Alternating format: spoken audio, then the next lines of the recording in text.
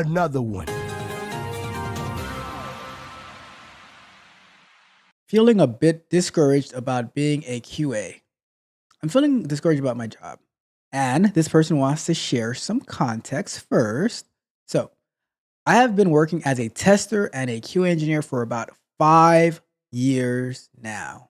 I joined a project halfway through, trying my best to find issues and bugs that developers miss in their unit tests. Unfortunately, the project still has a lot of bugs after release. The worst thing is that everybody left. Some developers and QA were moved to another project. The team leader of my team has changed multiple times, and they decided to put me in charge after the project has been released. Don't threaten me with a good time, all right? The current team includes me, both QA and lead, and two developers, and we are working on a small update that the client wants to add. Even before I joined, the working process of my project sucks. What? And I fail to improve that. Well, that's a pity. But now the project manager is suddenly super concerned about our project. He invites team leads, tech leads, and senior QAs from other projects to help my team. He does not even ask me beforehand. Well, okay. He even wants to create a checklist for the test case. I just feel like ish at the moment. I was stuck on this project for 2 years and tried the best that I could to improve the quality. It seems that I have completely failed at QA and they want to tell me how to write test cases now. Perhaps I'm being overly pessimistic. Perhaps. Perhaps you are, right?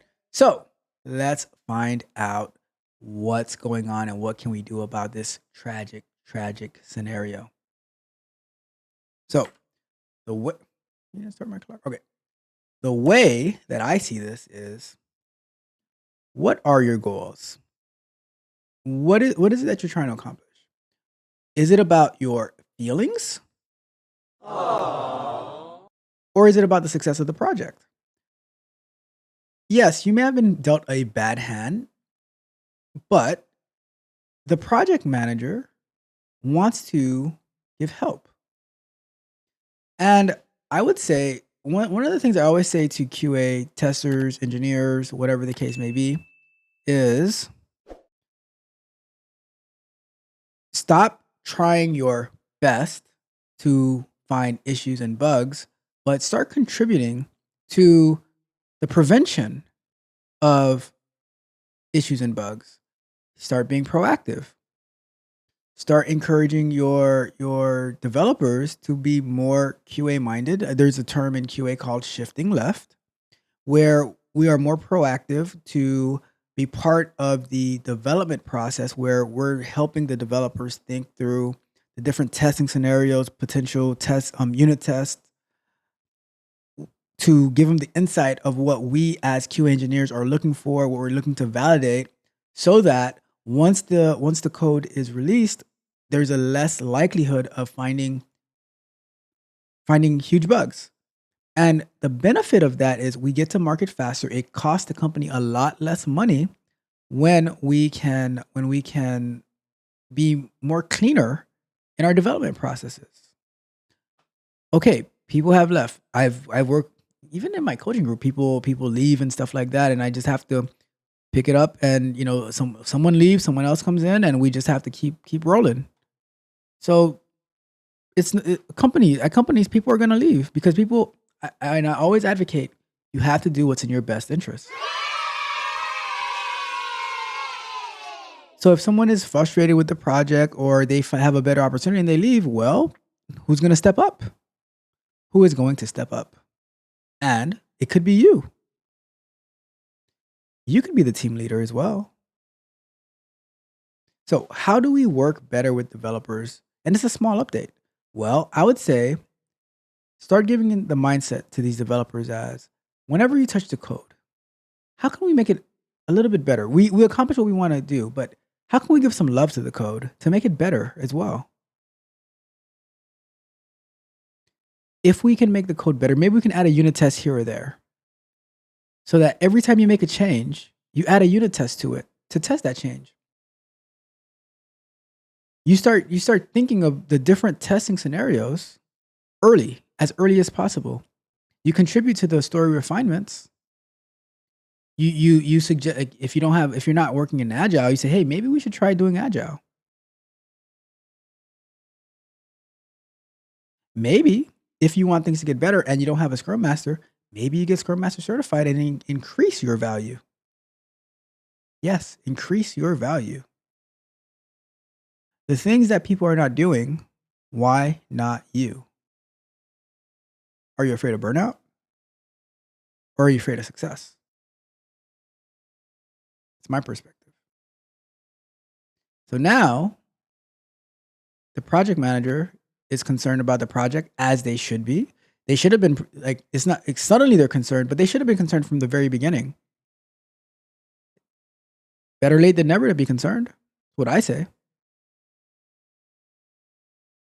So why, if there's team leads being invited, if there's tech leads being invited, if there's senior QAs being invited, why not embrace the additional help and the additional information and the additional strategy? They are seniors and they're leads for a reason. Your feelings are hurt because you weren't asked beforehand? Aw. Do you want to win? That is my question. Do you want to win? See, me, I want to win, and I am willing to learn and to have a conversation and to strategize with anyone. If I am like, I'll tell you this. I started at my company a little over a year ago, and for a new domain, a new field, and there was so much that I didn't know, and I leaned heavily on the QA engineer that was there before me, and my software engineers. And then as I get to grow, now I can contribute, and then they can help me and we can work together and how to make things better. I can give them some insights about different libraries and testing and stuff like that. They can give me some insight of how the code works and what it should be doing. We strategize. And now if you're not, if you are getting the opportunity to work with these people who have been doing this for a very, very long time, help them help you. Help them help you. Get out of your feelings, get out of your ego. I was talking about ego and feelings and emotions yesterday on Candid Conversations.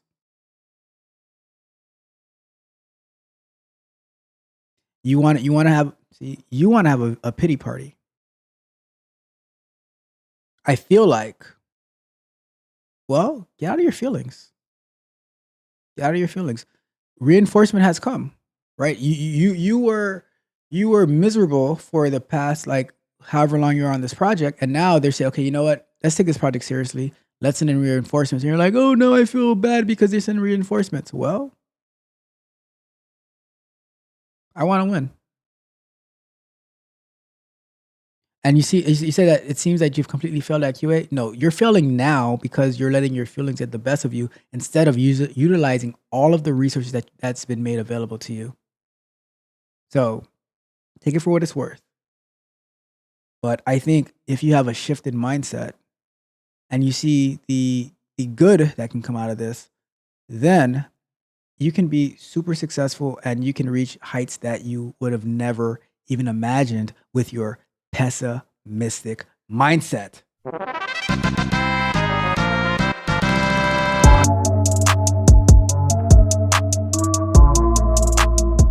If you enjoyed the fascinating information shared in this video and you want more, be sure to hit the subscribe button to Tech Coach Ralph to be notified for new videos.